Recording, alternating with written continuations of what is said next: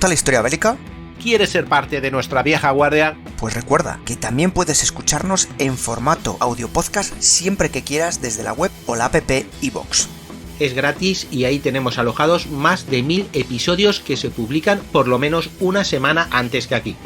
Puedes acceder a través del enlace en la descripción del audio o desde el primer comentario fijado. Te esperamos.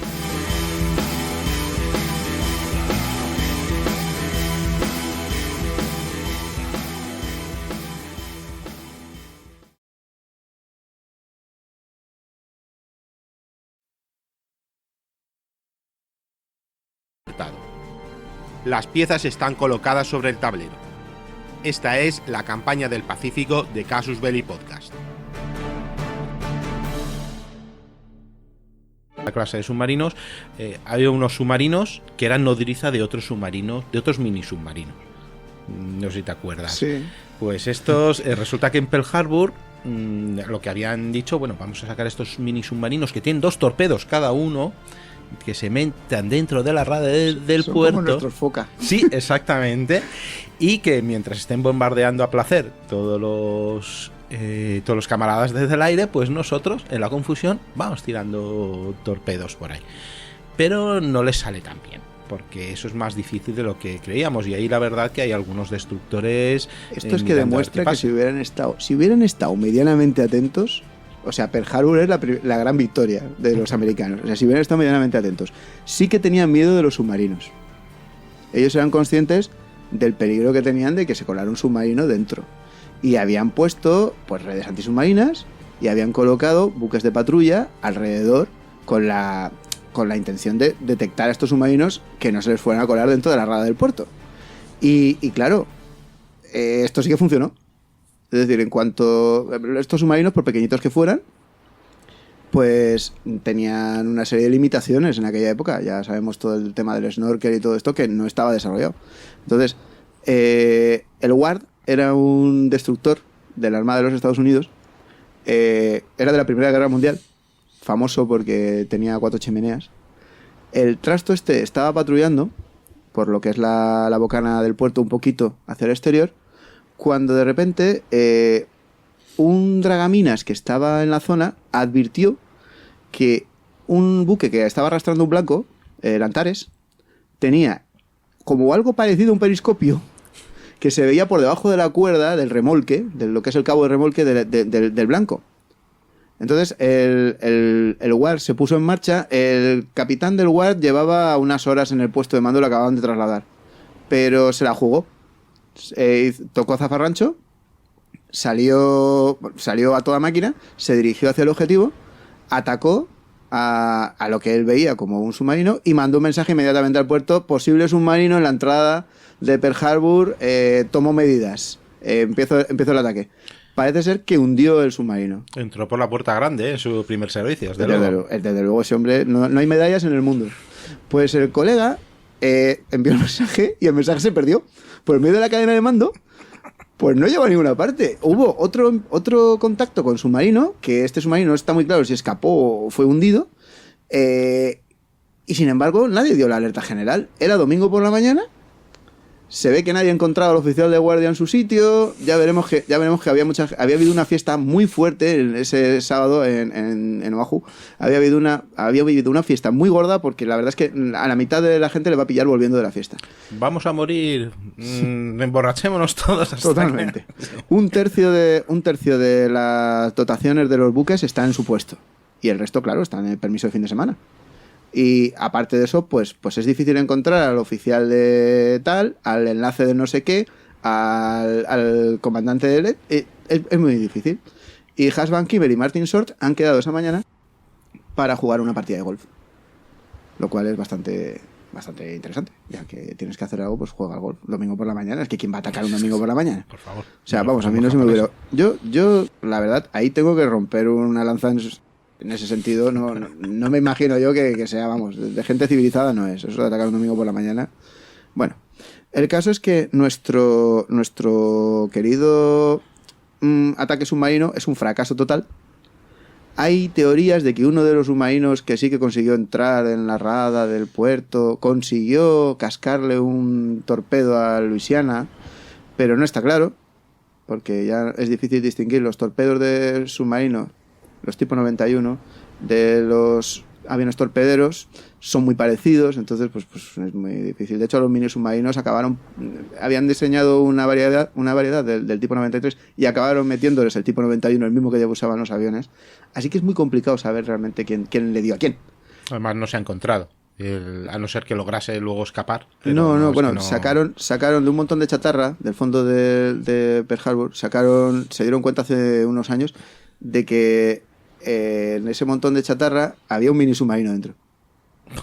Así que sí, llegó a entrar en el puerto, pero no salió y probablemente no consiguió ningún éxito.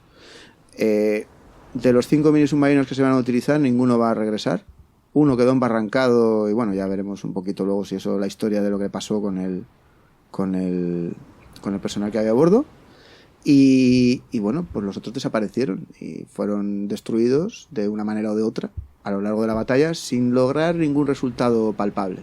Hubiera sido increíble que en mitad de todo esto, cuando ya se están más tranquilitos y los americanos ya dicen, oh, bueno, vamos a apagar los incendios, de repente hubieran vuelto a explotar todas las cosas porque había 4 o 5 mini submarinos metidos dentro de... Habría estado divertido. O sea, hubiera sido impresionante, vamos. Si llega a salir la jugada, hubiera sido maestra, realmente.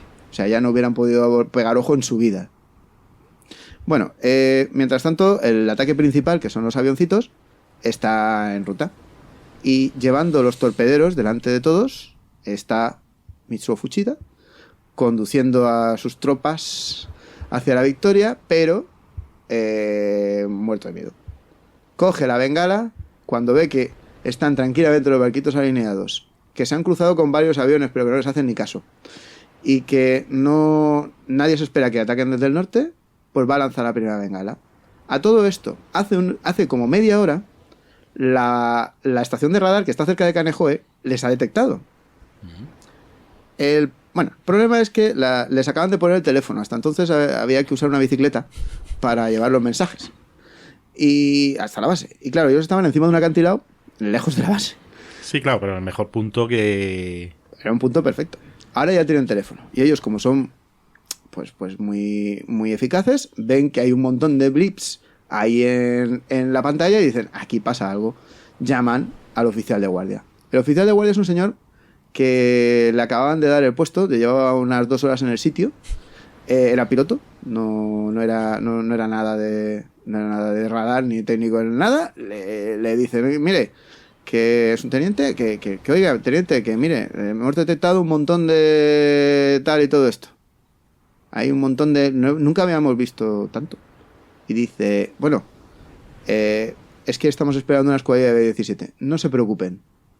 ¿Qué será eso? La frase no se preocupen le va a estar persiguiendo a ese hombre hasta el fin de sus días, porque todo el mundo va a decir, es que si se hubiera dado cuenta... A ver, los operadores tampoco le dijeron que aquello no podía ser una escuadrilla de 17, que aquello por lo menos eran 10 escuadrillas. No le dijeron nada más, pero es que los operadores tampoco estaban muy, muy duchos en eso. No, estaban todos pez, la verdad. El hombre murió en el 96 o el 97 creo que fue, y él decía que bueno, que hizo lo mejor que pudo, pero que le pesó mucho, siempre le ha pesado mucho el no haber sabido algo más, el no haber estado a la altura en ese momento, pero que bueno, que él consideraba que no había tenido más posibilidades el pobre. Bueno, el caso es que los B-17 sí que están viniendo, pero todavía no han llegado. Vienen en medio de todo el follón. Claro. A todo esto, Fuchida ya ha llegado, ve que toda la gente está tranquilamente, Radio Oahu les sigue transmitiendo gratis la dirección, y cuando van a llegar ve que todos los barcos están perfectamente alineados, que el techo de nubes está a la altura perfecta, que vamos, que esto es de paseo. Se están poniendo en la cubierta de los barcos, están empezando a izar las banderas. Dispara la bengala. Los 0 que tienen que acompañarle parece que siguen su dirección. Y el tío dice, pero vamos a ver, que tenéis que cubrirme. No la habrán visto. No me han visto, tengo que lanzar la bengala. Otra bengala. Dispara la otra bengala. El pobre hombre que está con los bombarderos en picado volando por encima, ha visto primero una bengala, luego otra, y dice, oh, no hemos logrado la victoria. No tenemos la sorpresa, No tenemos la ataquemos. sorpresa, sí. Y entonces se lanza en picado y adelanta a los torpederos, con lo cual el plan empieza a salir un poco mal. Él transmite inmediatamente Tora, Tora, Tora. La señal llega a Nagumo. Nagumo dice, ha llegado la señal, Tora, Tora, Tora. Transmítanla. Tora, Tora, Tora. Que se está comiendo las uñas y le quedan... Ya dicen, bueno, ahora vamos a ver, ya hemos logrado la sorpresa. Claro, en ese momento los americanos no tienen muy claro qué está pasando. Mientras están formando todos para izar bandera, porque es la hora justa del toque de Diana, pues de hecho cerca de la base de Clark, uno de los oficiales, mientras está saludando la bandera, indica que por favor anoten el número de matrícula de esos aviones que están pasando tan bajo, a ver qué se creen que es esto. Y de repente ven que están soltando bombas en el aeródromo y se quedan todos patidifusos. Hasta que reconocen lo que ellos llamaron la albóndiga sangrienta. Al principio van a creer que son rusos, porque ven signos rojos y no tienen muy claro que sean japoneses. Entonces creen que hay un portaaviones ruso escondido que está lanzando aviones. Las puertas de... Sí, esto, un portaaviones ruso lanzando aviones. Hubiera sido interesante. Sí. Tienen cerradas las puertas de todos los pañoles de municiones en los barcos. Sí. La gente se está medio espabilando, lo de la primera guardia. La mitad de la gente no está. Las calderas están apagadas, excepto las del Nevada. El Nevada, el acorazado Nevada, las tiene en marcha por una manía que le ha entrado al hombre de mantenimiento y rollo de esto, y el jefe de máquinas las tiene encendidas. Es el único que tiene las máquinas encendidas en todo el puerto. Se calcula que aproximadamente solo entre 1 de cada 4 y 1 de cada 3 cañones, ametralladoras o cualquier tipo de elemento antiaéreo disparó realmente en Pearl Harbor, porque no tenían la munición, o no estaban montados, o faltaba el cierre, que estaba guardado en el arsenal, que en este momento la puerta está cerrada, a ver cómo la abrimos. La infantería de marina, el cuartel de infantería de marina, se negaron a salir los soldados de las hamacas, tuvieron que tocar en ese momento a Paga para que se pusieran en la cola para cobrar. Se montó un pollo ahí de 3 pares de narices. Fue tremendo. A ver, espera, me estás diciendo que para que se levantase tocaron el toque de la paga. Sí. Y luego, cuando salen con el toque de la paga, todos felices, coincidió con que empezaron a disparar. Yo no sé si nos habían dado cuenta de que les estaban bombardeando, pero bueno, la liada... Parece ser que el gran éxito, el único que salvó un poco la honra del cuerpo de infantería de marina fue un sargento que sacó su Colt modelo 1911, empezó a dispararle un cero y consiguió derribarlo. La primera oleada se va a encontrar casi vacía y sin nadie para responder. Y los pocos aviones que van a intentar despegar los van a machacar en la misma pista de aterrizaje. No van a poder llegar a tomar esos aviones vuelo. que estaban todos juntitos, Exacto. así, que era un tiro pato. Realmente. Simplemente tienes que pasar por encima y cargártelos. Wheeler en llamas, Clark destrozado, Kanehoe bombardeada por todas partes. Se queda un pequeño... una pequeña pista en la que había unos cuantos avioncitos en los que no se había reparado, porque resulta que habían ido a parar en este sitio por un traslado para unos ejercicios que tenían que hacer en la semana siguiente. Y entonces habían dejado los aviones allí aparcaditos y preparaditos en una pista secundaria que nadie sabía que estaba allí. Los pilotos que tenían que pilotar estos aviones, un grupito que estaba de fiesta ese sábado por la noche, vestidos todavía con el smoking, subieron en un coche a toda pastilla, que es lo que sale en la peli de Pearl Harbor, subieron en un coche a toda pastilla en un Buick mientras les ametrallaban. Salieron corriendo, dirigiéndose a toda velocidad hacia allá, y estos van a ser uno de los que consigan despegar. Está también el famoso aviador del pijama. Es un señor que estaba durmiendo tranquilamente cuando empezaron los tiros. Salió corriendo y consiguió montarse en un P-36 a toda pastilla, pero con el pijama puesto todavía y aprovechándose el equipo de vuelo de mala manera. Lo que pasa es que, por ejemplo, pues lo que le sucedió era lo lógico. Los aviones no estaban preparados para el combate. La munición de 12,7 no la hemos podido subir, solo funcionan las de 7,62. Bueno, hicieron lo que pudieron. Se calcula que lograron alrededor de 11 derribos. No está mal. Estos chicos son lo único que va a salir como primera respuesta. Los Catalinas de la Isla Ford arden. No hay ningún avión ya disponible de la Armada. Los barcos empiezan a responder al fuego, pero ya las bombas de los bombarderos en picado y los torpedos de Fuchida están en camino. Así que aquí es donde empieza la masacre. De los proyectiles de los bombarderos van a caer en el Arizona, y al Arizona no le va a dar tiempo ni siquiera casi de despertar a la tripulación. El Arizona va a volar en pedazos porque un pañol de municiones va a incendiarse, explota, parte el barco en trozos y lo hunde. Ahí van a ser la mayor parte de víctimas. El otro que se va a hundir casi inmediatamente es el Oklahoma. Al lado del Arizona hay un petrolero que está ardiendo. Hay otro acorazado que está pegado, pero la explosión es tan fuerte que apaga los fuegos de los otros barcos.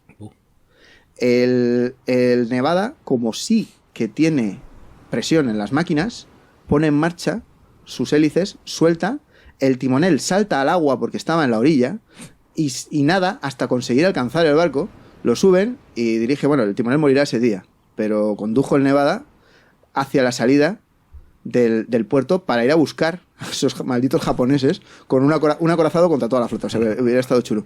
Los japoneses, en cuanto lo ven, se ceban en él. El oficial al mando, no es el capitán, porque el capitán no estaba en ese momento en el barco, decide que lo que tienen que hacer es embarrancar, porque ya ha visto que los japoneses están esperando a que pase por la bocana del puerto para hundirle justo en la bocana e inutilizar la base durante meses hasta que consigan reflotar el barco, si es que lo consiguen. Con lo cual el tío embarranca cerca de la isla de Ford, en la zona del hospital, para allí ya que le disparen todo lo que quieran. El barco no se va a hundir, pero todos los marineros que están en el agua flotando entre charcos de petróleo ardiendo, todos los heridos que están llegando a rastras, ven el Nevada disparando con todo lo que tiene, saliendo ahí a toda máquina del puerto y luego dirigiéndose para embarrancar mientras no dejan de tirar encima a los japoneses todo lo que hay. Y el grito de guerra va a ser Hurry up Nevada, o sea, ánimo Nevada, vamos Nevada, tú puedes con ellos. Y ese va a ser durante la primera parte de la guerra un grito que van a tener la Armada de los Estados Unidos, clarísimo. O sea, eso es lo que tenemos que hacer, ¿no? Los otros acorazados van a estar respondiendo al fuego con lo que tienen. 2 más van a hundirse. Luego, hay alguna anécdota que resaltar de por ejemplo, los artilleros estaban disparando sin regular las espoletas.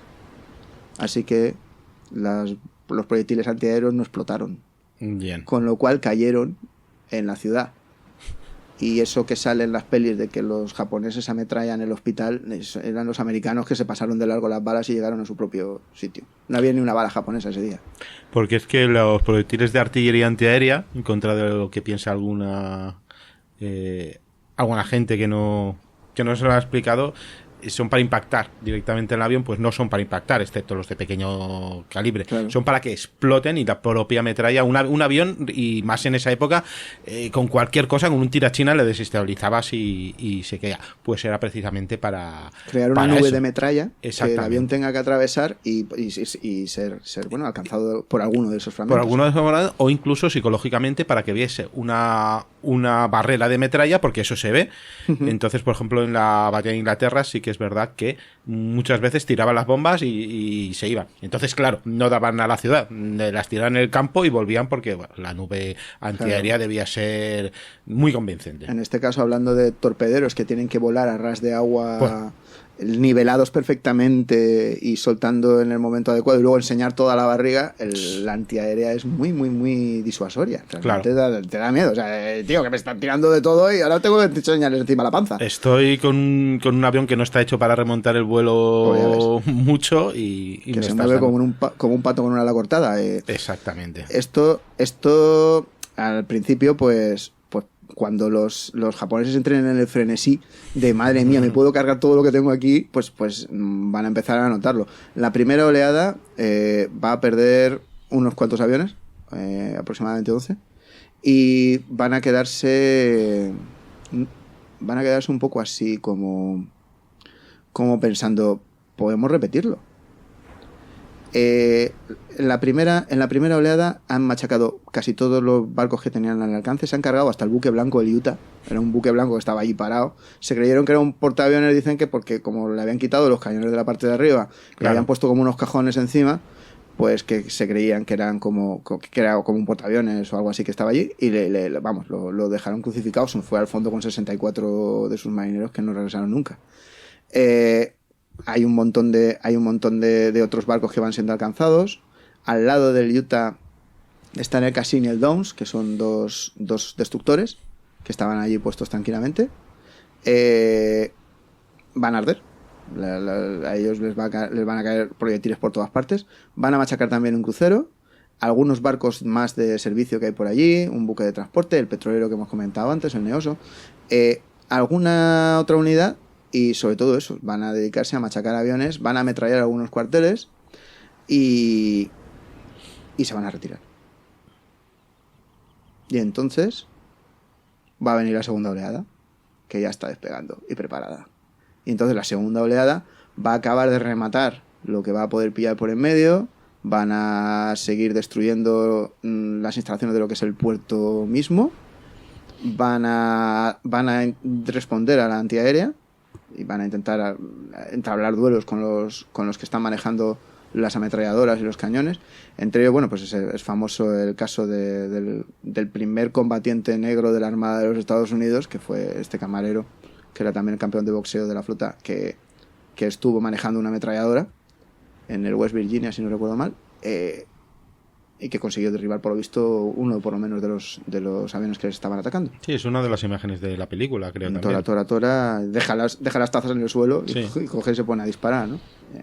Pues este caso va a haber muchísimos más de heroísmo total, de gente que se queda atrapada en el interior del barco y consigue salvar a sus compañeros, o de gente que está cubierta totalmente de petróleo. Van a llegar a las instalaciones del puerto, les van a decir no queda ni siquiera mesas para poner a los heridos. Va a ser una situación caótica. Hay una leyenda urbana, no sé si es cierta, de que las prostitutas de Oahu salieron a la calle para recoger botellas de Coca-Cola vacías porque servían para las transfusiones de plasma. En ese momento, pues es cuando Estados Unidos se va a unir o sea, se sienten tan avergonzados de lo que acaba de ocurrir que esos mismos marineros están pidiendo permiso para poder reflotar las unidades que quedan y salir al ataque. A todo esto los B-17 llegan en medio del caos, con lo cual tienen que pasar por en medio de los ceros que están pasando por encima y les intentan atacar. Ellos tienen las ametralladoras sin munición y engrasadas, envueltas en trapitos. Aterrizan como pueden porque les están disparando desde el suelo también, creyendo que son japoneses.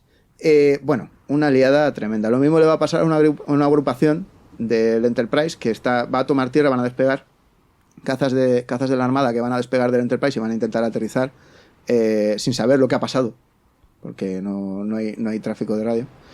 Y bueno, pues la liada va a ser impresionante. Varios van a morir como resultado del fuego amigo. Esto que llamamos fuego amigo, ¿no? Que no sé qué tendrá de amigo. Sí, claro, vas a disparar a todo lo que veas. En ese momento, además, la gente está tan extremadamente nerviosa que empiezan a ver paracaidistas donde no los hay, desembarcos. A todo esto la reacción ha sido bastante lenta. El primero que envía una señal de alerta, pero general, es un jefe de escuadrilla de la isla Ford, que manda la famosa señal esa de ataque sobre Pearl Harbor, esto no es un ejercicio. Y esa señal, cuando llega a Estados Unidos, pues de hecho la respuesta del general Marshall y del gobierno, uno de los generales dijo, ¿no iba a ser Filipinas? Claro, o sea, tiene que ser un error. O sea, de hecho había llegado ya la confirmación de que se trataba de Pearl Harbor, pero el mensaje a la base de Pearl Harbor se había enviado por correo ordinario. Habían mandado un telegrama y bueno, cuando ya la segunda oleada se retire y hayan pasado un par de horas, llegará un ciclista con el telegrama de la Western Union diciendo prepárense para posible ataque japonés sobre Pearl Harbor. Y el almirante Kimmel va a decir, pues muchas gracias. Esto, bueno, pues la base ha quedado bastante dañada, pero lo que son sobre todo las unidades de superficie, los buques de línea, están triturados. Es decir, hay 4 que están muy dañados y 4 hundidos. 2 no se van a poder recuperar. El buque Blanco Utah ya ni lo contamos. Y los que se van a poder recuperar, los 6 que si finalmente se van a reintegrar a la flota, pues algunos no van a poder estar en línea hasta el año 44 casi. Es decir, sí que va a ser una cuestión de orgullo personal el sacar esos barcos adelante y que participen pues en el desembarco de Normandía hasta California, por ejemplo, si no recuerdo mal. Van a tener que sacarlos porque es una cuestión de orgullo personal. Sí, ya es postureo, vamos. Es postureo. Pero 2, pues bueno, ya se quedan en el fondo porque porque bueno, no se puede ni sacar la cantidad de cadáveres que hay ahí dentro. Se calcula que en ese día pues vinieron a caer alrededor de 2.500 norteamericanos. Técnicamente son no combatientes porque todavía no se había declarado la guerra. Porque a todo esto, el mensaje en partes ya ha llegado. Cuando se ha terminado la última parte, el hombre de crear la máquina lo ha llevado al presidente de los Estados Unidos. Bueno, lo envían a... realmente al principio lo envían a Hull, al secretario de Estado. Es con quien tenía la entrevista. O sea, exactamente. Y es Ishihaburo Nobura, que el tío era un pro-occidental convencido, ¿vale? Bueno, Yamamoto también, ¿eh? Sí, pero bueno, ya estaba en el ajo, y ya saben, sí, los otros se quedaron que no, que ya sé que hemos fracasado en negociar, pero que no hay otro. Uh-huh. Y Saburo Kurusu, que ya a firmar también el pacto tripartito, pero tampoco estaba nada de acuerdo con unirse unirse a estos. Es más, luego no serían juzgados ni nada, ellos sabían de qué iba. Vamos, sí. Y uno fue profesor y se casó con una norteamericana, y otro creo que fue empresario o algo así. O sea, le dijeron, bueno, estos no tenía la culpa, realmente sí que eran unos mandados. No son estos que escriben, no, yo es que masacré a no sé cuántos porque me lo mandaron. No, estos que simplemente eran diplomáticos. Exactamente. Como lo que tenían que hacer y lo hicieron, cumplieron con su deber. Y el mensaje ya cuando lo llevan, porque bueno, tienen que descifrarlo, tienen que pasarlo a máquina, tienen que correr para enviarlo, pues resulta que ya lo sabían cuando se presentan. Pero además es que no es una declaración de guerra. O sea, yo he leído el mensaje. Pues lo voy a leer ahora mismo. Porque dice: nos, emperador de Japón, por la gracia del cielo, amén, y de la gracia de Dios a la gracia del cielo, hacemos saber que declaramos la guerra a los Estados Unidos de Norteamérica y al Imperio Británico. La nación entera, con voluntad unida, movilizará todas sus fuerzas al fin de que nada sea olvidado para alcanzar nuestros objetivos de guerra. Asegurar la estabilidad en Asia Oriental, todo bajo pilares, etcétera, vamos, y contribuir a la paz mundial son los fines de nuestra política. En verdad que ha sido inevitable y muy alejado de nuestros deseos el ver a nuestro imperio cruzar ahora sus fuegos con Norteamérica y Gran Bretaña. Más de 4 años han pasado desde que China no acertó a comprender las verdaderas intenciones de nuestro imperio, esto es gracioso, y comprometió la paz de Extremo Oriente, aunque el gobierno nacional chino haya sido restablecido en Nankín y el Japón sostenga con él relaciones de buena vecindad y colaboración. Exactamente. El régimen que continuó viviendo en Chongqing ha contado con la protección de Estados Unidos y Gran Bretaña. Estas naciones fomentaron sus preparativos militares en los 4 costados de nuestro imperio para desafiarle, obstaculizaron el comercio en el Pacífico y rompieron finalmente las relaciones económicas. ¿Quién escribió estas cosas, Meñique? Desde luego. De Juego de Tronos, porque vamos. Hemos esperado... No, está muy bien. Sí. Hemos esperado con paciencia en la esperanza de que nuestro gobierno lograría restablecer la paz. Pero nuestros adversarios no demostraron el menor espíritu de conciliación. De no poner remedio a este estado de las cosas, no solamente se anularían los esfuerzos realizados por nuestro imperio durante numerosos años para la estabilización de Asia Oriental, sino que se ponía en peligro también la existencia de nuestra nación. Tenemos confianza en que la labor que nos ha sido legada por nuestros antepasados será muy pronto restablecida en el Asia Oriental. Le falta solo mentar a Matthew Perry y ya cerrado. Pues esta es la famosa declaración tan cortita. Sí, pero esa es la declaración que hizo oficial. ¿Tú fíjate la fecha? No tengo por qué apuntar a la fecha. Es que esa es la que hizo 2 días después. La que le mandó a Cordell Hull. Sí. La última parte esa de cuando lo hagáis tenemos que destruir, termina con para nosotros resulta intolerable mantener así el estado de las cosas y consideramos muy poco probable que podamos seguir un funcionamiento pacífico de nuestras relaciones. Que era la 4ª parte. Y esa era la 4ª parte. No era una declaración de guerra. Eso es una declaración de guerra. Lo que le mandaron a Cordell Hull ese día era más propaganda de prica. Eso no era del líder, eso sí que era postura, era para dárselo media hora antes, pero fallaron, pero bueno, Estados Unidos... Dentro del gobierno japonés, en particular dentro del Estado Mayor japonés, había el convencimiento de que si se avisaba mínimamente a los norteamericanos con un mínimo de tiempo, Ellos eran tan pro-occidentales que estaban seguros de que los estadounidenses reaccionarían y estarían preparados y se iba a machacar el plan. Así que no es realmente una declaración de guerra. Es un aviso de un aviso de un aviso de que me ha dicho un amigo que mira. O sea, no es... Realmente ellos... Hubo una gran pelea, un gran conflicto dentro del Estado Mayor de la Armada, porque muchos ministros, y entre ellos, naturalmente, los prooccidentales, no estaban de acuerdo en entrar en guerra sin entrar en guerra. En un ataque sin previa declaración. Así que, realmente, esto es muy fuerte, pero vamos, todo ese lío fue postureo dentro del postureo para encubrir el ataque que estaban preparando. Y ya está. Realmente, nuestros historiadores ahora, todo lo pasado, pues podemos interpretarlo como queramos, pero esto formaba parte de un esquema muy complejo, de unas operaciones a una escala sin precedentes. Y pretender que todo se hiciera pues por lo legal rompía bastante con lo que ellos pretendían. Y bueno, pues ahí es lo que está. Si tenemos ahí de emperador de Japón, pues a este señor, al señor Hirohito, y todo, pues... La grulla. Tiene que ir como tiene que ir. No, pues perdón, la grulla sagrada era su hermano, creo. Su hermano. Sí.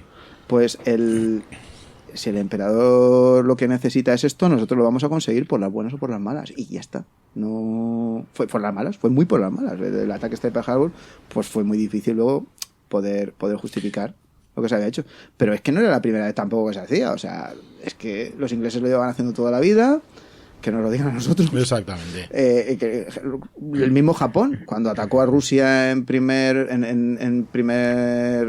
contacto que tuvo, el ataque a Port Arthur y demás, todavía no había declarado la guerra a Rusia.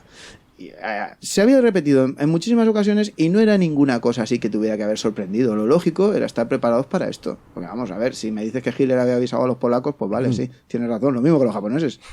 O sea, esto hay que tener en cuenta que ellos estaban en plan Breaking Bad total. O sea, me queda este tiempo y ellos no pretendían tampoco conquistar todo el territorio.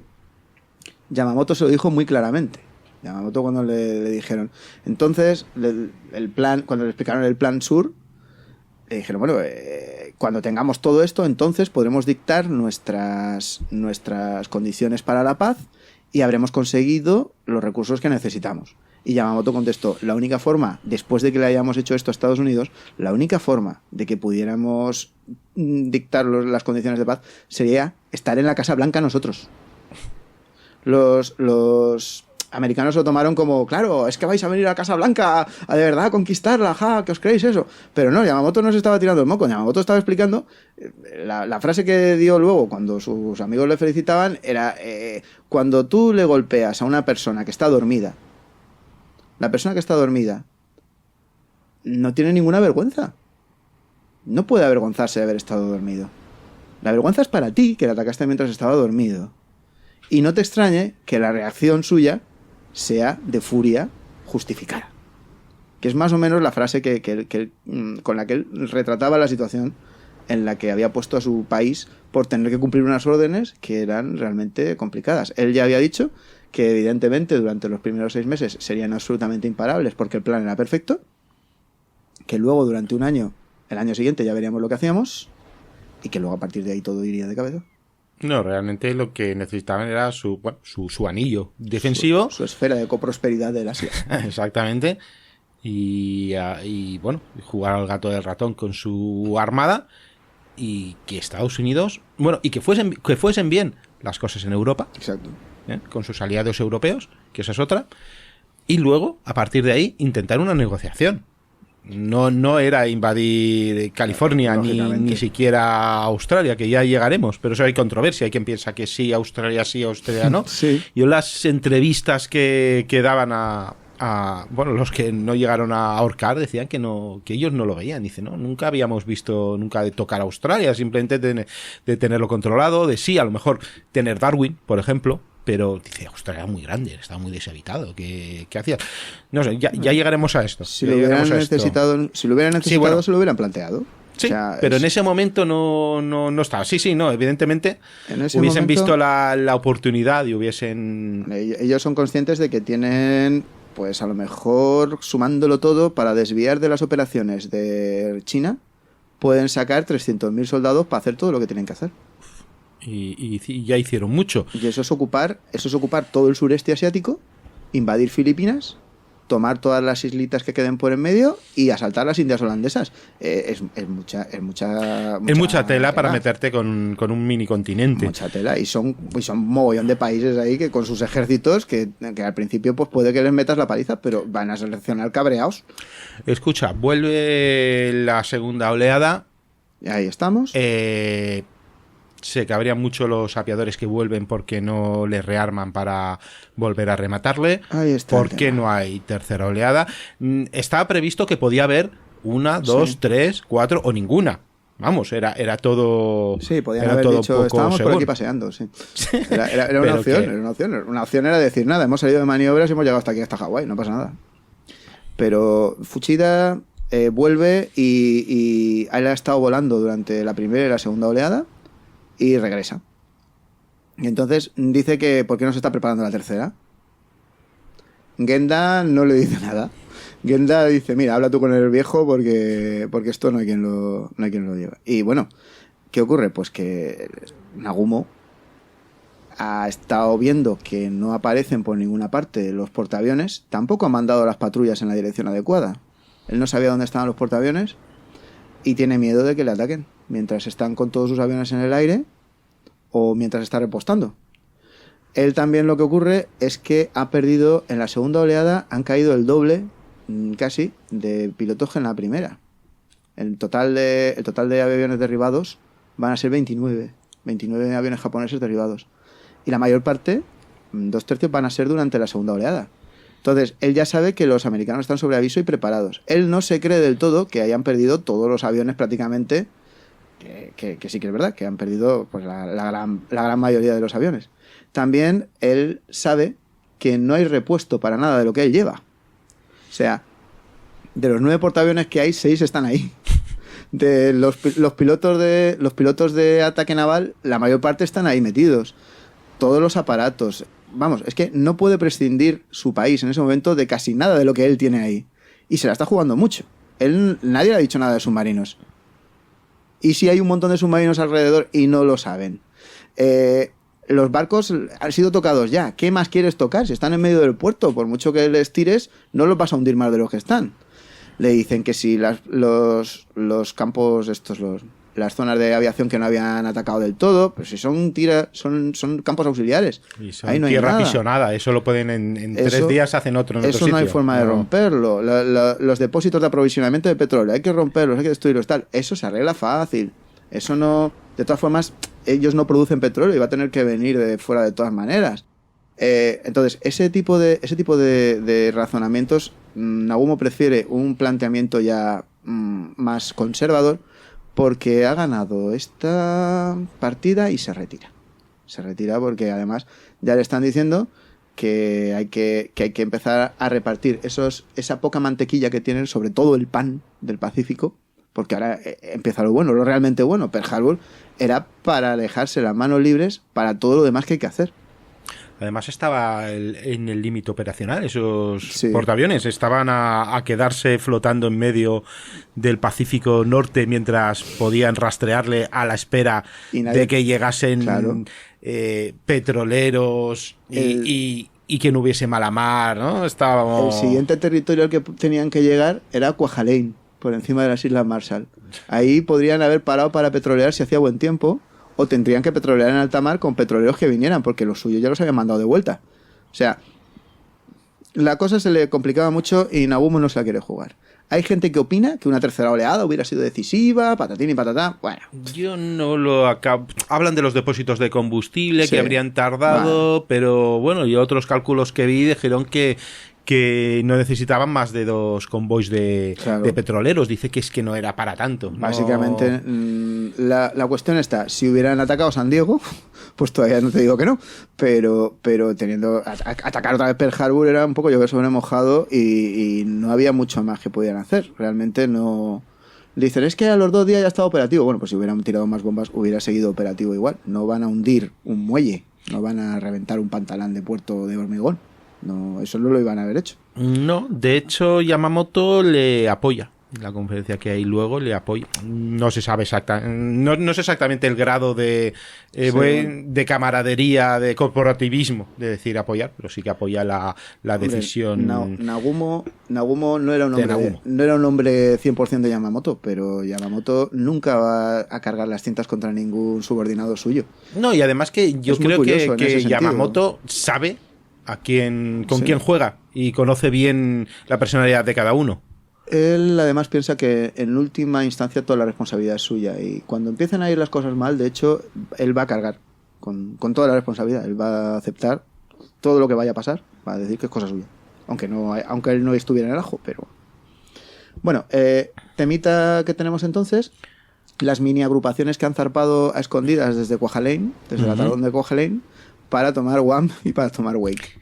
Venga, sí, eso lo haremos antes de la declaración famosa de Roosevelt. O sea, vamos a por Guam primero, por ejemplo. Vale. Guam era la teóricamente indefendida.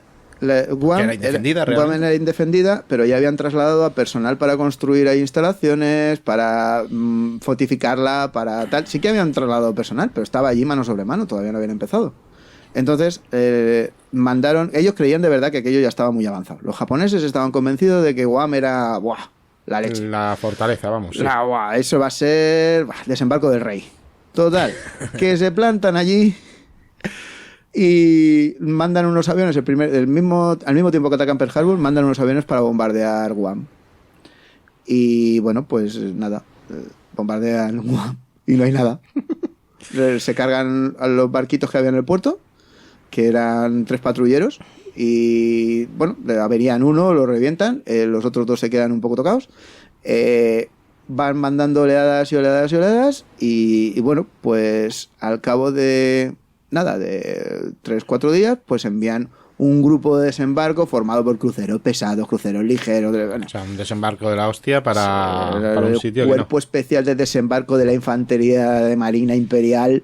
Los mandan allá, tal, patatín, patatán, desembarcan, les hace frente la policía municipal. Con armas ligeras. Sí, sacan sus revólveres, empiezan a dispararles, los tíos les contestan al fuego, se retiran, la infantería de Marina norteamericana se posiciona en la Plaza de España. Toma ya, es que Guam era española. Pues como Guam era española, en la Plaza de España de Agaña, que es la capital de Guam, se posicionan ahí para dar la última resistencia, disparan 3 o 4 tiros, les hieren unos cuantos, matan a otros. El tiroteo dura una media horita más o menos o así. Se repliegan, otros se van para allá, tiran para un lado y para el otro, y el gobernador decide que esto hay que rendirse, que no tiene más tutía. Y entonces pues nada. No tiene historia, era totalmente indefendible, no había puestos altos, no había nada. Se acabó. Total, que se lía parda porque en Wake toman otras medidas distintas. Wake es diferente, es lo que hemos dicho, esta pata de conejo, pata de conejo, perdona, el hueso de la suerte de conejo, el atolón. El atolón está un poquito mejor. Resulta que acaba de aterrizar la agrupación que venía del Enterprise, que habían mandado unos cazas de la infantería de marina, han aterrizado allí, están nada más de cómodos y de repente les atacan. Les atacan un montón de aviones que vienen desde Kwajalein y unos bombarderos de la armada japonesa tiran bombas y ellos se enteran de Pearl Harbor al mismo tiempo que les están bombardeando. Destruyen de la docena de cazas que hay, se cargan 8. Y entonces los otros 4 los apartan, quitan, porque estaba el cuerpo de construcción, estaba trabajando en mejorar las instalaciones de la armada precisamente, pues cogen unos bulldozers, apartan la chatarra del medio de la pista, sacan los 4 Wilcas que les quedan y dicen, aquí no entra ni el aire.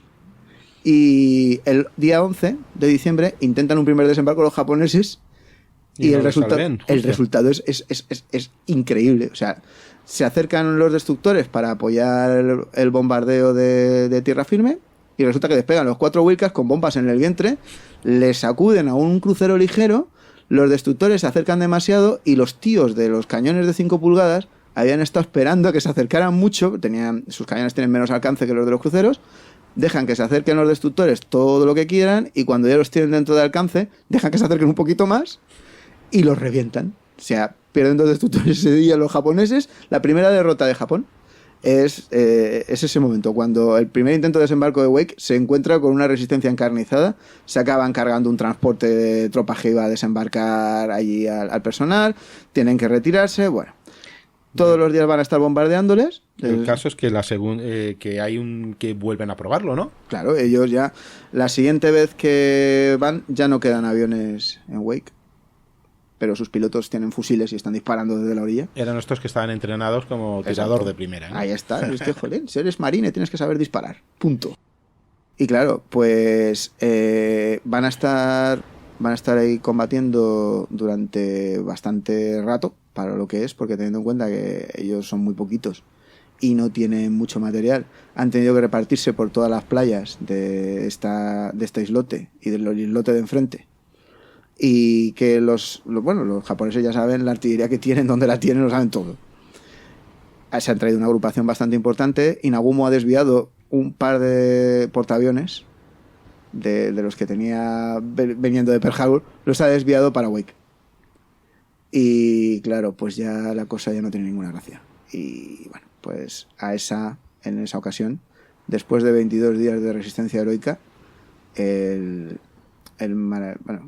maravilloso conjunto de gente de la isla de Wake va a tener que rendirse. De hecho, hay un poco de controversia porque el que mandaba a los marines no se quería rendir, pero como estaba bajo la jurisdicción del que mandaba a la base naval, pues el de la base naval sí que dio la orden de rendición. Dijo, jolín, la mitad de los soldados todavía no han entrado en combate, pero no habían acabado los desembarcos japoneses todavía.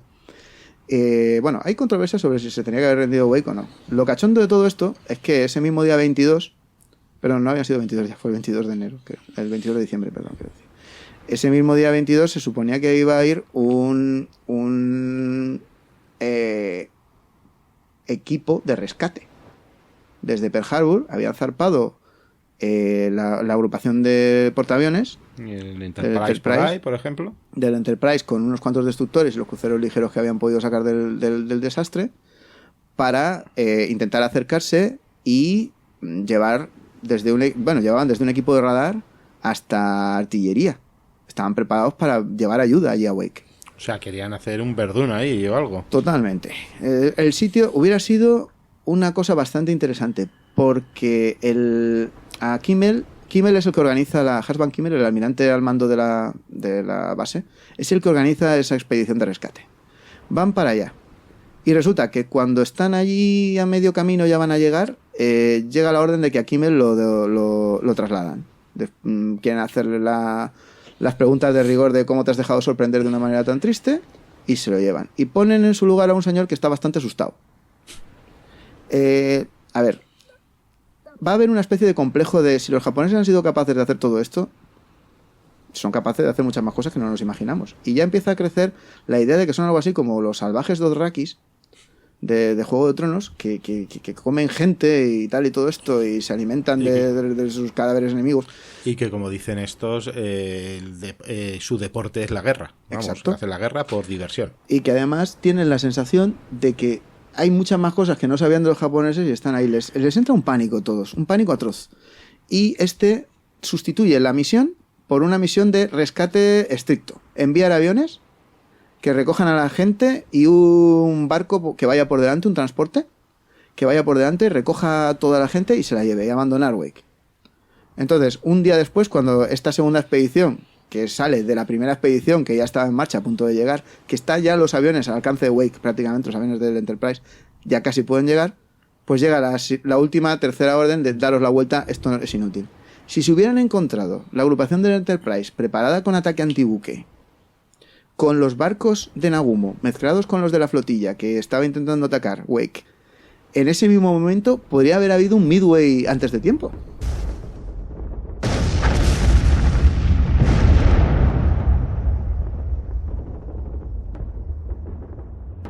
Hostia, esta vez ha sido duro el bombardeo, ¿eh? Espero que no ataquen durante nuestra guardia. Yo no lo creo. Hasta el alba esta gente no ataca y eso ya lo defienden otros. Bueno, pues saca ese altavoz que tiene y pon ese casus belli todo guapo, que así se nos pasa ante la noche. la guerra de los Boers, que tampoco sabían qué montaña era. ¿Pero cuál es? Subimos esta y dice, no, es que esa es más alta. No, pero nos han dicho esta. Pues, y los Boers es la más alta disparando. Exacto. Es que dice, pero ¿esto qué es? ¿No? O sea, y claro, ahí es muy difícil, ¿no? Identificar cualquier cosa. Y aparte, que los mapas difieren. Los que tienen una división difieren de los que está otra división. Y dice, bueno, pues ya está. Aquí ya... Pero yo este no lo oigo yo, ¿eh? Ah, sí, hombre, es Casus Belli Fans. Sale todos los viernes. Yo no tengo de eso, tío. Exclusivo para fans. ¿No eres mecenas de Casus Belli? Es que con lo que cuesta al mes me compro un cacharrito de cerveza a la cantina o 10 cigarritos. Es caro. Caro. 600 episodios a medio céntimo cada uno. Yo no lo veo tan caro, ¿eh? Y uno nuevo cada viernes. Es más barato comprarme Lola o el lectura. Flipo con tu literatura, pero ¿a ti te gusta la historia de verdad o...? Que la historia ya me la cuenta la Vaquerizo, que es un intelectual. Sí, es que es así, es que es una realidad social informativa. Sí, bueno, premio Nobel, vamos. Y en Antena 3 y 3-5 a veces dan alguna noticia buena. ¿Y qué podía salir mal? No es que no me guste, que sí me molaría, pero que yo, con lo que me costaría el año, me compro los discos del Quevedo. Los libros, querrás decir. ¿Que sabe escribir? No, para reggaetón no hace falta escribir, hombre. Todos quieren contigo. El reggaetón, a mí eso no me la cuelas. A ver, dime en serio que te gusta eso. Tanto como el Sebo Rata. Venga, va, que ya no cuela. Tú lo que eres es un agarrado. Que no. Pero bueno, a ver, 600 episodios del histórico y uno de fan cada viernes. Sí, sin publicidad. Y un pone que yo quisiera escucharlo, que tengo que hacer, que no es para mí, que es para mi primo, ¿eh? Bueno, tu primo le daría el botón azul de apoyar. ¿Y puede pagar con tarjeta? Con tarjeta y con PayPal. ¿Y puedo darme de baja cuando quiera? No, lo heredarán tus nietos cuando ya no estés. Pues claro que te puedes dar de baja cuando quieras. Que no es para mí, ¿eh? Que es para otro que también se está quitando. Que no pasa nada, que no eres peor persona ni te obliga a nadie, que no me des la vara, que puedes escucharlo conmigo en la trinchera. Yo solo le apoyo en mecenas porque quiero y porque me gustan y por apoyarles y ya está. Pues ¿sabes lo que te digo? Pues ahora lo voy a apoyar. Vale. Ahora tú haz lo que quieras. ¿Medio céntimo el episodio, Quillo? Sí. ¿Y un fan cada viernes? Que sí, pesado. Sin publicidad. Sin publicidad. ¿Es mejor PayPal o tarjeta? Mira que eres listo, Visa Platino para ti. Hombre, la verdad que sí. Nunca lo sabremos. Entra en el plano de los what if, ¿no? Sí, se rajaron ahí en el último momento, el 22. Pero bueno, el día 23 sí que puso toda la carne en el asador. Es decir, los japoneses Tiraron todo. Vete a saber. Vete a saber. Ahí luego hay bonitas historias.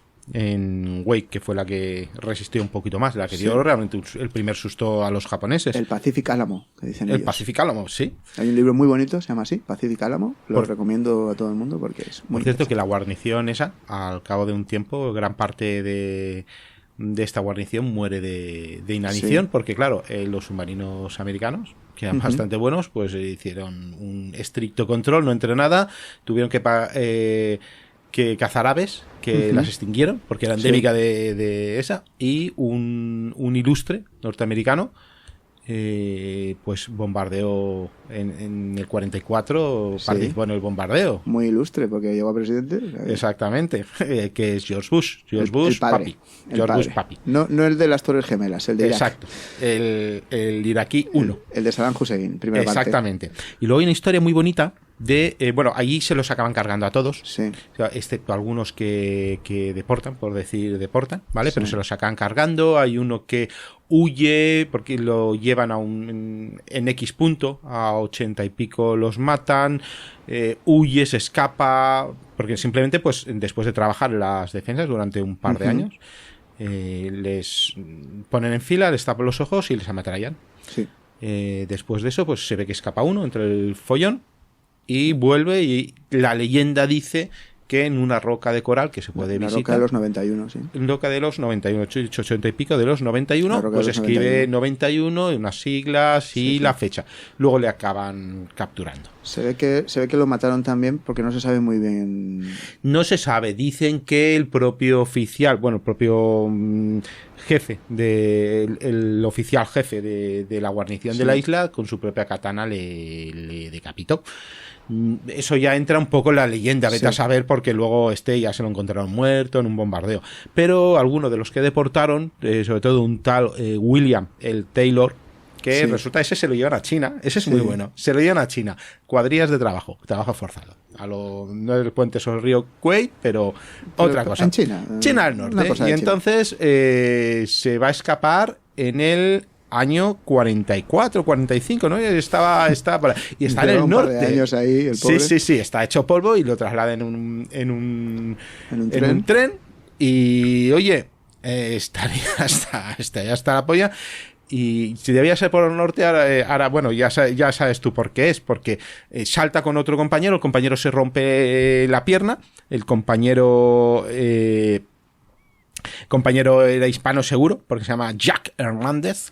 Y bueno, pues lo deja atrás y va huyendo y entonces se encuentra con un guerrillero chino. Dice, no, tú, americano, es amigo nuestro. Se lo llevan y resulta que era después de 10 semanas de camino y lo llevan. ¿Y usted qué es? Pues yo me llamo Mao Zedong y usted, ¿cómo se llama? Pues William C. Taylor. Se alegra mucho, le cuida mucho, le regala alfombras. Qué Y mágico. cositas así, y algún llaverito y no sé qué. Qué instante mágico. Yo conocí a Mao. Exactamente. No, él estuvo orgulloso toda la vida y dice que, oye, que Mao le salvó la vida y le salvó el culo. Y fue el primer americano. Luego vino Nixon y luego vino otra cosa bueno, que le salvaron el luego más culo gente. de otra Mao, nuestro forma. amigo- vamos. nuestro amigo chino. Nuestro amigo Mao. Mao, 5 estrellas. Para que veas, que cada uno tiene sus tonterías. Luego, imagínate, ¿no? Pero en ese momento, sí. Pues nada, coge, Ahí- le salva la vida y... Hay una cosa muy curiosa que varios de los trabajadores que estaban en el cuerpo de construcción naval allí contratados en la isla de Wake no eran hispanos, eran españoles. No me digas. Vascos emigrantes pues bueno, tú imagínate, pues eran vascos que habían huido de la guerra civil. Esto hay que decirse a la biblioteca perdida ya. Sí, no, Poneos ya a investigar. poneos Ya. a investigar. Había 3 trabajadores vascos que eran, además, creo que uno era primo del otro y el otro amigo de ellos. O sea, Vikendi y compañía. oídme. tremendo. Tú imagínate unos vascos, oye, ahí defendiendo Wake. Sí, Oye, sí, sí. pues mira, que nos dieron unos rifles aquí y éramos trabajadores civiles. Claro, ellos decían que no podían disparar porque eran civiles y claro, los civiles que te pillan con armas en la guerra eso está mal visto. Pero se llegan a armar y yo te aseguro que Bueno, Wake no... Wake no cae todavía. Ponen Wake, ante la icurriña que no... pues, hablan vasco ahora allí. Vas allí y todos juegan pelota. Es como la icurriña que hay en San Pierre, en Sí, Miqueló. Miquelón. Sí, bueno.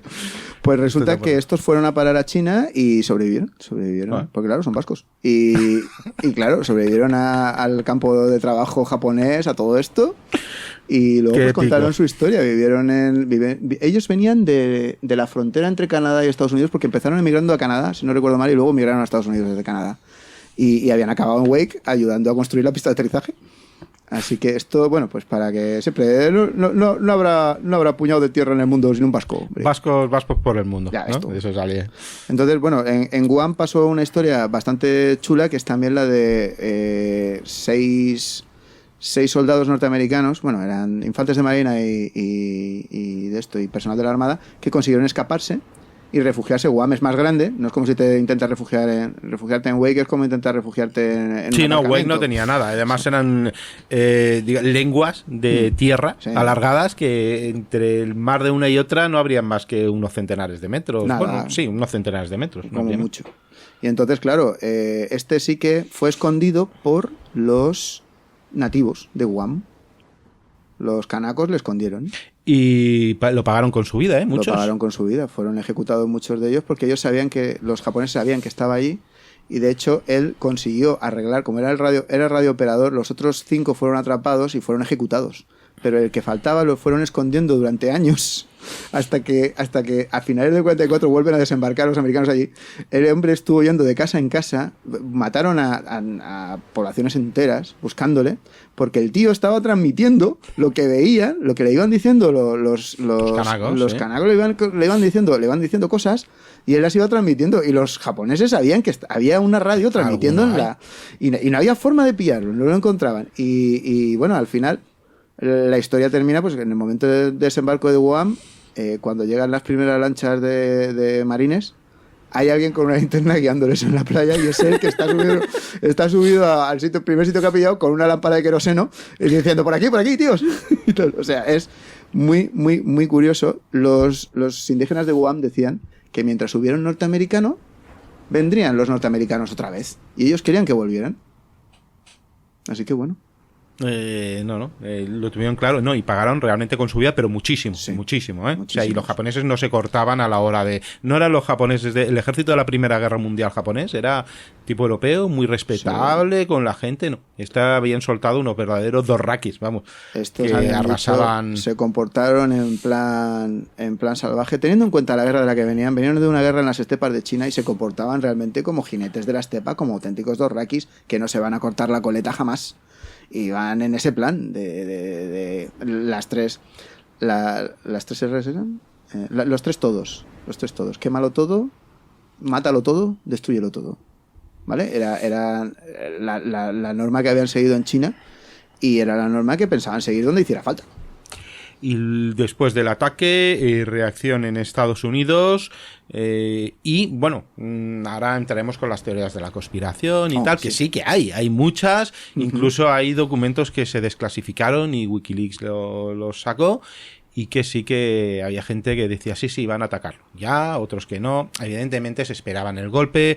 Roosevelt esperaba un casus belli como loco, y Roosevelt no era solo Roosevelt era representante de una casta muy poderosa de Estados Unidos que sabían que traería riqueza una guerra, y sobre todo la posición de que vengan aquí, no van a venir aquí, nosotros lo peor que nos puede pasar es que firmemos una especie de armisticio, pero a nosotros no nos han tocado el país. Es que no, lo peor que les puede pasar no es nada terrible, es más o menos lo que tenemos ahora mismo, no poco más. La guerra de no me la estoy jugando en realidad demasiado. Exactamente. Una guerra lejos, y bueno, lo que pasa es que claro, él había prometido 1000 veces, había prometido paz, claro. Aunque hablaba con Churchill y decía, sí, no te preocupes que entraremos, pero no puede entrar ahora. A los franceses, lo recuerdo otra vez, pero a los franceses le dijo, resistid, os damos lo que sea, no podemos entrar, pero ¿qué queréis? Aviones, créditos, tenéis todo lo que queráis, etcétera. Y bueno, ellos, el tema de acorralar a Japón, el apoyo a China, pues no querían un Japón muy poderoso, querían entrar, y las oportunidades que tenían atacando Japón eran increíbles. Entonces, bueno, pues ¿qué se sabía? Se sabía que les cogió más o menos desprevenido. Bueno, puede ser, podían haber hecho más, menos. No, aquí ves, aquí falta Pablo Vergel para hablar de conspiraciones, que es al que le gusta mucho. Yo siempre fui muy partidario de la teoría de la conspiración, pero luego pensé, podían haber derrotado a la flota japonesa y haberla machacado ese mismo día, y hubiera sido el mismo casus belli, la gente hubiera estado también indignada y no hubiera habido que hacer mucho más. No necesitaban perder de una manera tan clamorosa ni ser aplastados de esa forma. No dices, hombre, es que no hubieran podido entrar en guerra si hubieran estado más preparados para Pearl Harbor. Pues a lo mejor los japoneses, si hubieran pillado que Pearl Harbor estaba demasiado preparado, hubieran desatado su golpe sobre otro sitio, Guam o Wake, o a lo mejor hubieran atacado otra de las islas de Hawái. O a lo mejor hubieran minado el puerto de Pearl Harbor, hubieran arrojado minas desde aviones, o hubieran introducido más mini submarinos y los hubieran soltado también. O sea, podrían haber hecho muchísimas más cosas. Y podían los norteamericanos haberlo disfrazado como hubiese querido. Un muerto serviría como 1000 y un paquebote habría servido como un acorazado, y luego vete a buscar, la guerra ya estaba empezada. Es evidente que son cosas distintas. Japón además ya había atacado a Estados Unidos, había ametrallado una patrullera en el Yangtze,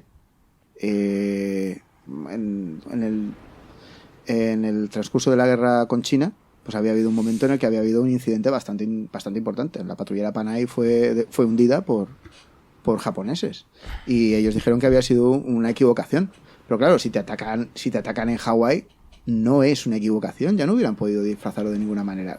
Yo creo que el casus belli estaba puesto. Es decir, no tenían por qué haber perdido tanto. La verdad es que durante los primeros meses de la batalla que va a desarrollarse en el Pacífico, la ausencia de esas unidades que estaban en Hawái la van a notar un montón. Y esos aviones, haber perdido casi 300 aviones en un día, y todo ese personal que anda ahora o herido o muerto, y esas instalaciones que hay que volver a poner a funcionar, o sea, yo no veo que hubieran tenido ninguna buena razón para dejarse sorprender tan a lo bestia. Hubieran podido haber sacado los barcos del puerto y haberlos llevado de maniobras a otro sitio. Sí. Y luego haberle tendido una emboscada a la vuelta. Yo lo hubiera visto mucho más lógico. Si hubiera sido así, yo hubiera dicho, jolín, demasiada... Pero bueno, no sé. Sí que creo que ahí cometieron una serie de errores. Y si de verdad forma parte de su conspiración, pues no lo hicieron muy bien. Sí, porque habrían podido arreglar la guerra más rápido si hubiesen sabido Claro. todo. Sí que sabían algo, sí que le estaban forzando a ello. Y bueno, que es que tenían que convencer a todo el pueblo norteamericano de que sí, vamos a la guerra. Y bueno, fue una manera bastante buena. ¿Te acuerdas que antes te hablaba de que había recorte presupuestario para todo, que se miraba con lupa y tal? Bueno, pues ahora lo verás porque ahora mismo pues Roosevelt quiere hacer de Churchill, porque Churchill como le copiaba los discursos y luego se hacía famoso porque era así los discursos de Churchill y Roosevelt decía, cabrón que es mío, pues entonces tenía que dar su gran discurso. Roosevelt tenía discursos muy buenos, muy grandes y el tío parecía un maestro en marketing, o sea, era increíble. Los programas de radio eran impresionantes, todavía están las grabaciones por ahí y le oyes y la gente se sentía más tranquila cuando le oía, porque realmente era un tío que no estaba para galvanizar a las masas, sino para hacer que la gente se tranquilizara y os vengo a proponer un nuevo objetivo, una nueva esperanza, un nuevo ideario, un tal, no os preocupéis. Era un maestro. Era un maestro y aquí lo demostró. Bueno, el tema es que Roosevelt, sabes que iba en silla de ruedas y solo se mantenía por medio de una serie de cédulas, su hijo le cogía y si quería ir andando, y entonces él iba pues un poco robótico, ¿no? Sí. Iba andando muy poco a poco, como si le costase andar, pero realmente le costaba muchísimo andar. Entonces tenía que dar una presencia dura. En ese momento ya había pasado la entrevista de Nomura y Kurusu con Hull y bueno, se había reunido Hull con Roosevelt y hay que redactar un manifiesto, ¿no? Para que la conferencia Astoria, ¿no? En Washington, la conferencia Astoria que hacen Churchill y Roosevelt. Eso lo hacen. Eso fue el 22 de diciembre. Eso lo hace. Sí, entonces. Fue 22 o 23 de diciembre, sí. Pero a lo que me refiero que se reúnen para redactar, vamos a redactar lo que... Porque él no... A ver, cuidado, él no declara la guerra, lo declara el Congreso. Claro. Entonces tiene que hacer un discurso para que, en teoría, para que el Congreso apruebe. Exactamente. Entonces, bueno, el tema es que tiene que tú lo que has dicho que tienen miedo que hay muchos japoneses y van a meter una bomba, pues en ese momento dice, si meten una bomba de donde va al Congreso, ostras, la que se puede liar, vete a saber, claro, tenemos que dar una posición de fuerza, pero si encima nos matan al líder, a lo heredero austrohúngaro, pues la que se puede liar aquí, no sé, vamos, esto se van a reír de nosotros, etcétera. No es un casus belli, es un... Eso ya el siguiente nivel. Exactamente. Entonces lo que hacen es, coche blindado, pero como no había el presupuesto para el coche, solo era de muy poco dinero, eso no llegaba ni para nada. Entonces cogían vehículos, pues como hacen aquí. Hemos requisado este vehículo esta flagoneta al de los malocotones y lo utilizamos para no sé qué. Pues el coche de Al Capone estaba blindado y estaba requisado. Parece lógico. Exacto. Entonces cogen el coche, creo que era el secretario del secretario de Defensa que coge el coche de Capone. ¿Y quién tiene la culpa de eso? Sergio Daudin. Si no hubiera hecho la comparación de si los gángsters pueden tener coches blindados, ¿por qué no pueden tener pilotos? No, mis pilotos. Exacto. Entonces lo que hacen es le llevan en ese vehículo, que es la curiosidad, el vehículo, el anterior vehículo de Al Capone, que no sé si había muerto ya en ese momento, porque duró muy poquito en la cárcel, pero vamos. ¿Murió en el 44? No me acuerdo, bueno. El tema es que lo llevan para allá y entonces no quiere aparecer en silla de ruedas, sino que le llevan, pues le cogen. Además tenía una forma, su hijo y él y otro ayudante, tiene una forma de que era como si le cogiese de la mano, como mi hijo y tal, pero lo que estaba era aguantando, ¿no? Llega allí y hace su gran discurso. El discurso, Hull insistía en que lo que querían era que en el discurso nombrase todas y cada uno de los incumplimientos de los japoneses, de las violaciones del derecho internacional, de los Japs, porque ahí eran muy racistas, no eran los japoneses, eran los japos, eso, todavía era ese componente racista. Pero bueno, Roosevelt dijo, no, 500 palabras, corto y, como digo yo, corto, conciso, al corazón. La ley de las 3 T. Consentimiento. Exactamente. Entonces el mensaje era: nos han atacado traicioneramente, sobre todo puñalado en la espalda, que eso le ha funcionado bien a otro líder Sí, me suena. de por ahí. Sí, pero Y sí hay que tenía entrar... bigote. No, hay que entrar en guerra sí o sí. Y el discurso lo voy a leer rápido porque es una petición. El discurso es una petición, pero bueno, está disfrazado de petición. Señor vicepresidente, señor presidente de la Cámara de Representantes, miembros del Senado y de la Cámara de Representantes, ayer 7 de diciembre del 41, una fecha que vivirá en la infamia, de ahí viene el discurso de la infamia. Estados Unidos de América fue atacada repentina y deliberadamente por fuerzas navales y aéreas del Imperio de Japón. Estados Unidos estaba en paz con esa nación, bueno, y a petición de Japón estaba todavía llevando conversaciones, bueno, con su gobierno y emperador buscando el mantenimiento de la paz del Pacífico. Cierro comillas. Exacto. De hecho, una hora después de que los escuadrones aéreos japoneses hubieran comenzado a bombardear la isla estadounidense de Oahu, el gobernador japonés en Estados Unidos y su colega entregaron al secretario de Estado una respuesta formal a un reciente mensaje estadounidense. Aunque esta respuesta afirmaba que parecía inútil continuar las negociaciones diplomáticas existentes, no contenía amenaza alguna ni aludía a la guerra o a un ataque armado, que es lo que estabas comentando antes. No era una declaración, pero según cómo lo leas. Hay que constatar que la distancia de Hawái desde Japón pone en evidencia que el ataque fue deliberadamente planeado hace muchos días o incluso semanas. No fastidies. Es evidente, no sales ahí a navegar porque sí.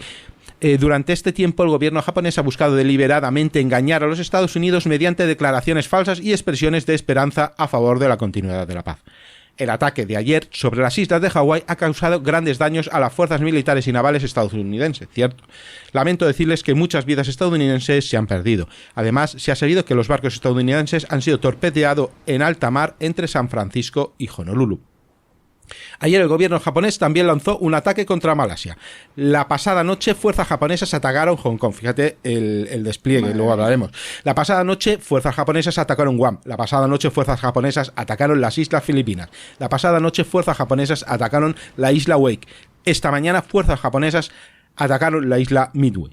Japón, por lo tanto, ha emprendido una ofensiva sorpresa por todo el área del Pacífico. Los hechos de ayer y de hoy hablan por sí mismos. El pueblo de Estados Unidos ya se ha formado sus opiniones, y si no te las formo ahora, ya te digo, y comprendido bien las implicaciones para la vida y la seguridad de nuestra nación. Como comandante en jefe del Ejército y de la Marina, he decretado que se tomen todas las medidas para nuestra defensa, pero toda nuestra nación siempre recordará el carácter del ataque contra nosotros. No importa cuánto tiempo nos tome superar esta invasión premeditada, el pueblo estadounidense, con su honrada fuerza, triunfará hasta la victoria absoluta. Creo que interpreto la voluntad del Congreso y del pueblo cuando afirmo que no solo nos defenderemos al máximo, sino que conseguiremos que esta forma de traición nunca más nos ponga en peligro. Las hostilidades existen, no hay que cerrar los ojos al hecho de que nuestro pueblo, nuestro territorio y nuestros intereses están en grave peligro. Con la confianza en nuestras Fuerzas Armadas, con la ilimitada determinación de nuestro pueblo, obtendremos el inevitable triunfo con la ayuda de Dios. Pido que el Congreso declare que desde el ataque no provocado y vil de Japón el domingo 7 de diciembre de 1941 existe el estado de guerra entre Estados Unidos y el Imperio japonés. Y este es el histórico... la histórica petición a la declaración de guerra al Senado de Estados Unidos. Y sí, bueno, y sabemos que los tanto los británicos como los norteamericanos son expertos en darle bombo a estas cosas, pues esto quedará como el discurso de la infamia y uno de los mejores discursos, a su pesar, después del de Churchill. Pero bueno, Churchill, pero bueno, Churchill siempre tiene... Bueno, sí, en su voz de cazalla... ¿Qué le vamos a hacer? Sí. Pero bueno, hay una cosa que se desprende de todo esto. Hay un enemigo, que es Japón, y hay que declarar la guerra. Entonces de esto van a salir una serie de consecuencias realmente extrañas. Si no recuerdo mal, solamente va a haber un congresista que va a votar en contra de la declaración de guerra. Es una mujer. Bueno, yo no sé cómo la pobre pues luego saldría a la calle o lo que fuera, pero vamos, que realmente lo debe de pasar mal. Si no recuerdo mal, porque hicieron una comparación con lo que pasó unos años después, bastantes años después, con la guerra del Golfo, que también solo hubo una congresista que se negó y también era mujer. Pero bueno, el caso es que se desprende que entramos en guerra contra Japón, es lo que aceptará la Cámara de Representantes después de las votaciones, pero nadie ha dicho nada de Alemania. Ahí vamos. Esto es divertido. Y además, hay otra cosa. ¿Qué hacemos con el montón de japoneses que ya viven en Estados Unidos? A internarlos. Ha sucedido un incidente bastante curioso. Hawái es una cadena de islas. Como todo el mundo sabe, se formó porque la diosa Volcán Poike tuvo que escapar y bailando cuando consiguió evadir a su perseguidor. Sí, pues, sí, sale en primero de historia, sale... Sí, sí. hizo las pisaditas en el... Eso, pues tiene forma de eso, como de un caminito, lo que llamamos un arco volcánico. La que está más en la punta de todas las islas, habitadas más grandes, es una isla que se llama Kauai. Y hay otra que está todavía un poquito más al norte, que es muy chiquitita, que se llama Niihau.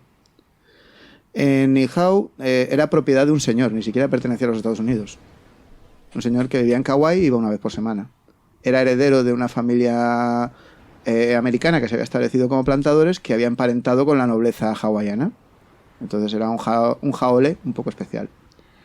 Y este señor poseía la isla. Niihau, según el Estado Mayor de la Flota Combinada, estaba deshabitado, pero no estaba deshabitado. Había hawaianos. Y se dio como lugar de aterrizaje posible para pilotos que no pudieran alcanzar el portaaviones. Un Mitsubishi Zero, que estaba averiado después del ataque a Pearl Harbor, no iba a llegar al portaaviones y se dirigió a Niihau. Cuando llegó, tomó tierra violentamente cerca de un policía municipal.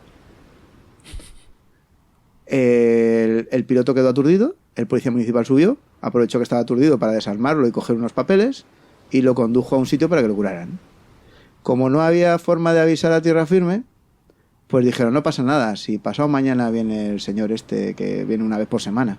El policía municipal se encargó de cuidarlo, pero como hablaba solamente japonés, el hombre este, pues fueron a buscar a un Nisei, a un japonés hawaiano. Sí.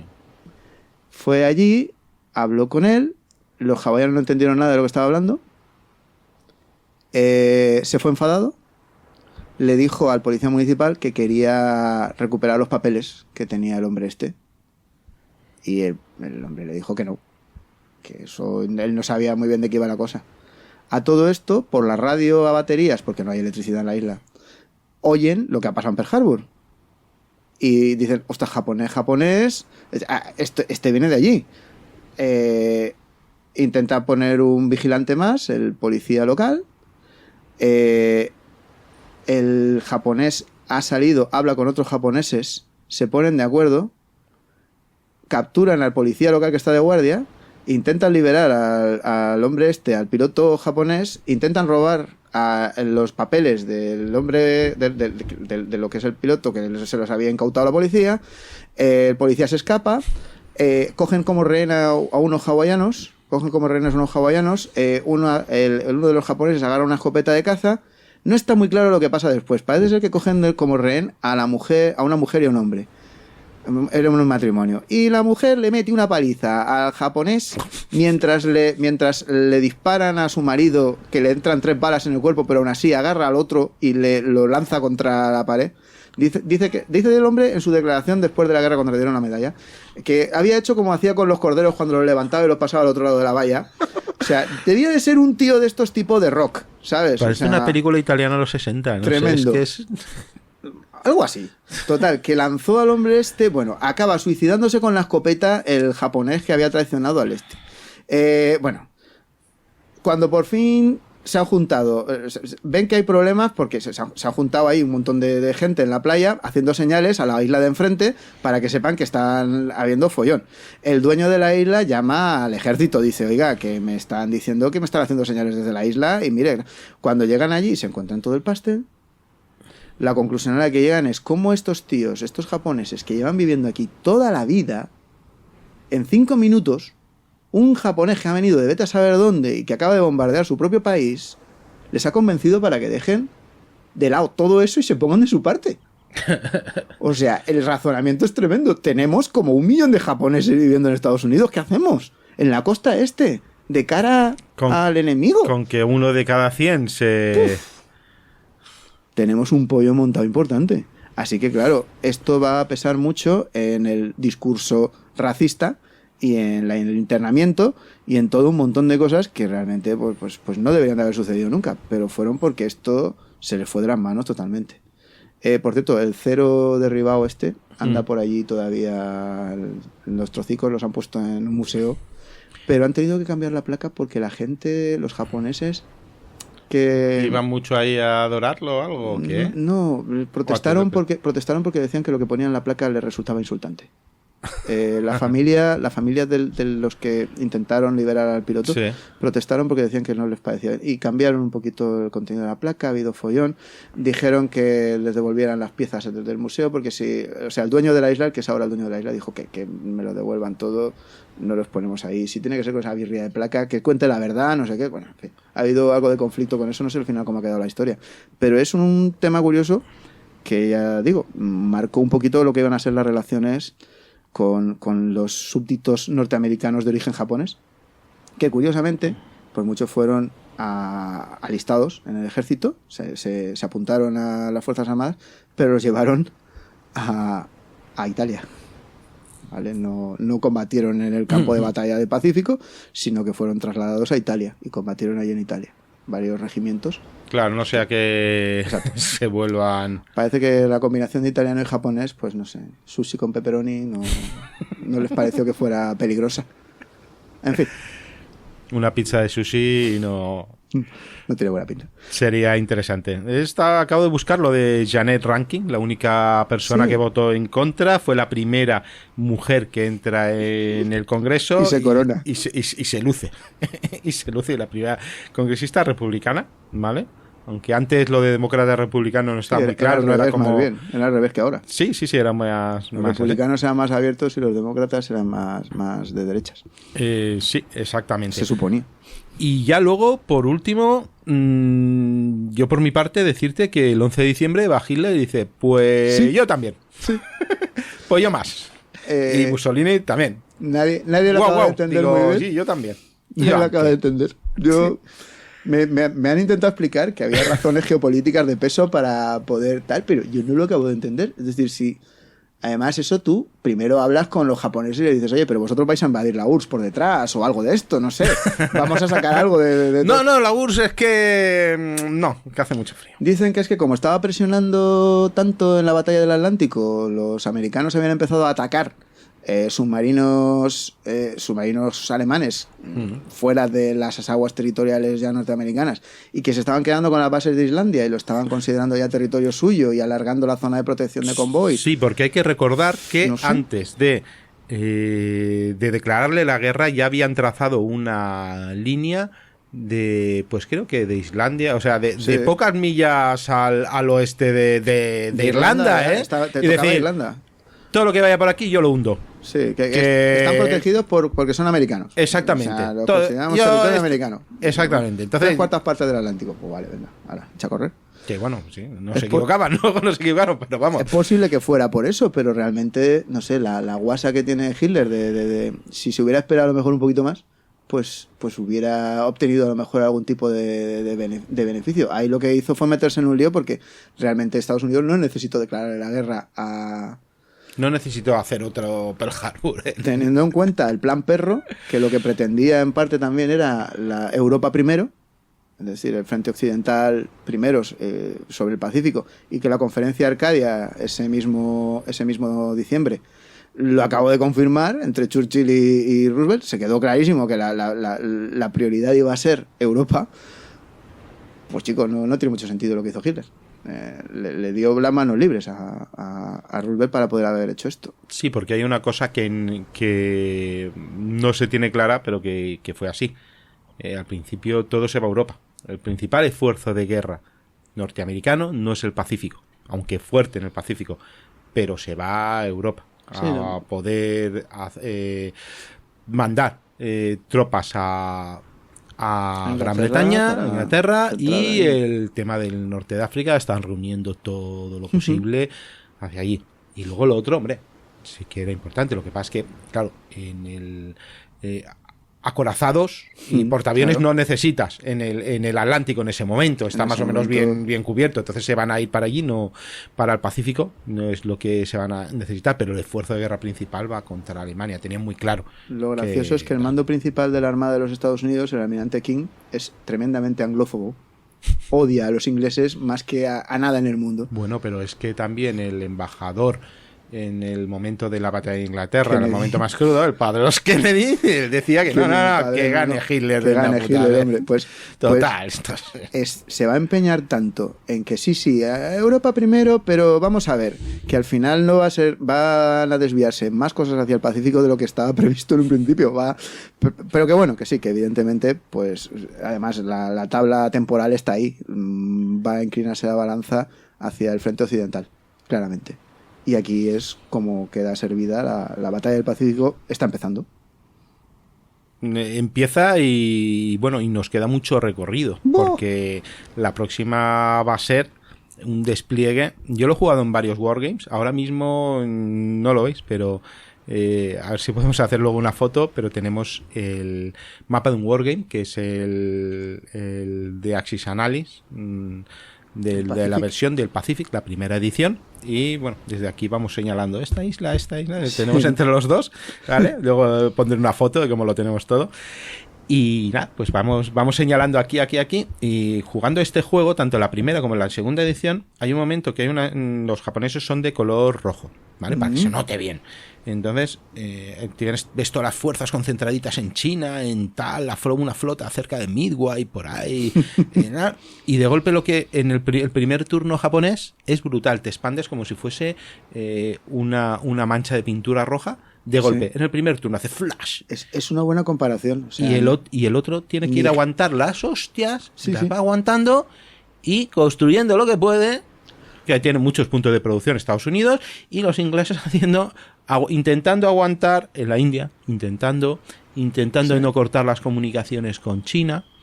Y lo que hacen hasta mayo del 42 los japoneses no tiene precedentes. Yo creo que ni los alemanes en Barbarroja. O sea, es impresionante. Y además con muy pocas tropas, utilizando los propios cruceros, incluso destructores como transportes de tropas. Dice, oye, esto puedo meter aquí gente y puedo hacer aquí unos hangares en que hay litera. Este convoy va sin escolta.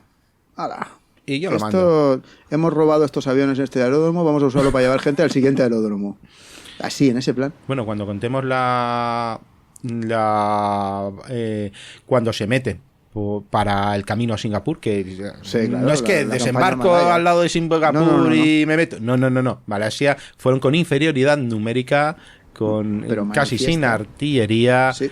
Veremos que los británicos intentan maquillarlo, porque antes estábamos hablando de si había medios acorazados. Oye, dicen que no habían. Sí que habían, por supuesto que tenían, no lo supieron utilizar.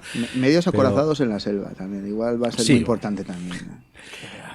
Pues, escucha...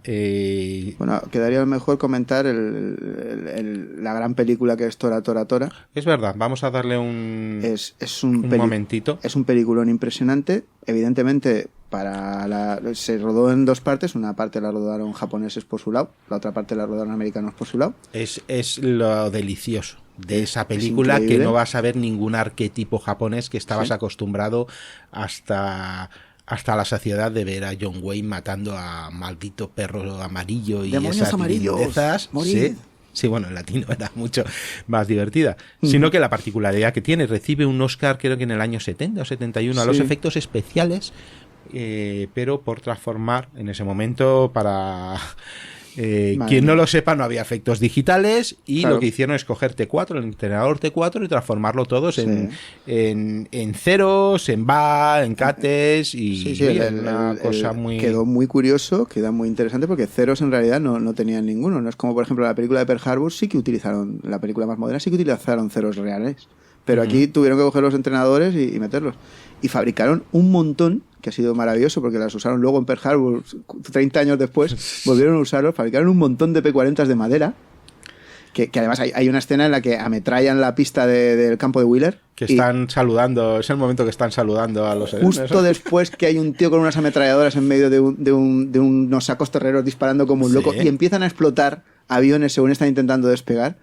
Pues metieron tanto explosivo ahí que se ve a la gente corriendo, se ve a los pilotos y todos esos que estaban intentando huir de las explosiones. Y es verdad, los actores, los extras, los pobres empezaron a correr por sus vidas porque aquello explotó por todas partes. Y hay una cosa curiosa, y es que, claro, tuvieron que utilizar portaaviones. Los portaaviones que participaron en Pearl Harbor no sobrevivió ninguno de la guerra. Es decir, todos se fueron perdiendo. El que no cayó en Midway cayó en la Salomón. Y el que no, pues se hundió con la escuadra de Ozawa en la batalla del mar de Filipinas. No quedó ninguno. Pero cogieron barcos posteriores y los utilizaron como si fueran portaaviones japoneses. Y claro, hay una cosa curiosa, y es que la Kai era un barco que no tenía que haber sido... En principio no estaba diseñado para ser portaaviones, y lo hicieron después. Y es uno de los pocos portaaviones, si es que hay alguno más, que lo que es el islote... donde está la torre de control, digamos, del portaaviones, en lugar de estar a estribor, como suele estar en casi todos los barcos, estaba a babor. Y lo hicieron ir al revés o algo así, ¿no? Eso fue en Pearl Harbor. En Tora Tora Tora no. En Tora Tora Tora está donde estaba en el Kitty Hawk, creo que usaron el Kitty Hawk, uno de la clase Essex. Pues lo dejaron como estaba normal. Y en cambio, en Pearl Harbor hicieron ir al revés al barco para que, que dices, vaya, siendo mucho peor película Pearl Harbor, sí, ¿dónde va a parar? Que es una copia de una película de Bollywood sobre la guerra indo-pakistaní, no te lo pierdas.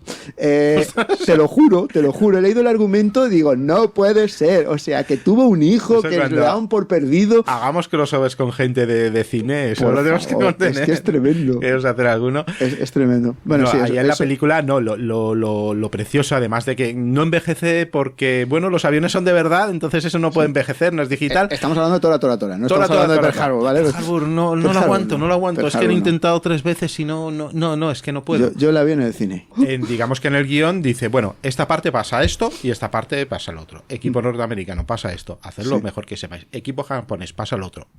Haced lo que vosotros veáis mientras pase todo esto. Claro, no ves a los japoneses mirando mal, de lejos, frotándose las manos. Con un cuchillo así. ¡Qué malo soy! Coger los aviones y si no te apaleo. No, se ven gente normal, gente contenta por el éxito de la operación, compañeros que se saludan, que se abrazan, gente que ríe, que se abrazan, que lloran. Gente normal, no eso, como no sé. Y eso sentó muy mal. En los Estados Unidos se sentó muy mal. Pasó lo mismo, y ya lo he comentado más de una vez, pasó lo mismo en la delgada línea roja. Que los soldados los soldados americanos ponían que tenían miedo. Porque son un soldado y están a punto de morir. Pues eso no gustó. Mola más el soldado Ryan, que por muy bonito que sean las primeras escenas, lo demás es una americanada que no tiene ni pies ni cabeza, y ellos son los súper buenos y chulos, y los alemanes son malos. Pues no, todos son gente que les envía a luchar, no sabe, en ese momento todo el mundo cree que tiene razón, y si tienen miedo a morir, pues tienen miedo a morir, y si son felices porque han atacado un objetivo y son para lo que han estado entrenando siempre, como fueron los japoneses, pues fueron los japoneses, y fue muy criticado por eso. Para rizar el rizo, recomendaremos una y mil veces a lo largo de esta serie, probablemente, Bandera de nuestros padres y Cartas desde Iwo Jima, que es la misma historia vista desde dos lados. Y hubiera sido ya demasiado, porque no podría haber sido lo de juntarlas las dos en la misma película, porque hubiera sido tremendo. Además que no cuentan exactamente la misma historia porque salen más cosas, digamos, en uno y en otro, que se escapan un poco a lo que es la misma campaña. Pero sí que es cierto que la cosificación del enemigo es necesaria para poder machacarlo sin tener escrúpulos, pero realmente pues tanto japoneses como norteamericanos echaron el resto en este asunto y cosificaron, al contrario, lo animalizaron todo lo que pudieron. Claro, por supuesto. Para comportarse como unos salvajes. Los japoneses mucho más, porque tenían población civil sobre la que cebarse y tenían muchos prisioneros de guerra a los que maltratar. Pero es evidente que, por ejemplo, pues el comportamiento que tuvieron tripulaciones de submarinos norteamericanas o cosas que pasaron en Birmania con ingleses o tal, eso no podría explicarse nunca desde un punto de vista civilizado.